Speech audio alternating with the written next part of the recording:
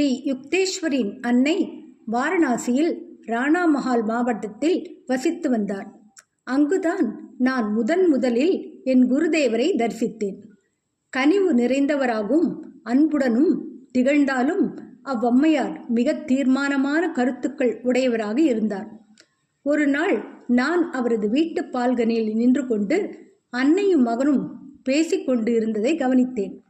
அவருடைய அமைதியான நியாயத்துடன் கூடிய முறையில் குருதேவர் எதை பற்றியோ தன் அன்னையை நம்ப செய்ய முயன்று கொண்டிருந்தார்.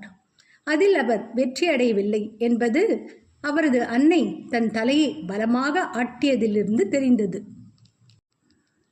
இல்லை இல்லை என் மகனே, இப்பொழுது போய்விடு. உன் புத்திசாலித்தனமான சொற்கள் எல்லாம் எனக்கு வேண்டாம். நான் உன் சிஷ்யை அல்ல.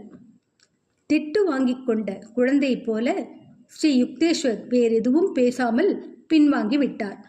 அன்னையின் நியாயமற்ற மனோநிலையின் போது கூட அன்னையின் மீது அவருக்கு இருந்த மிகுந்த மரியாதை என் மனதை தொட்டது.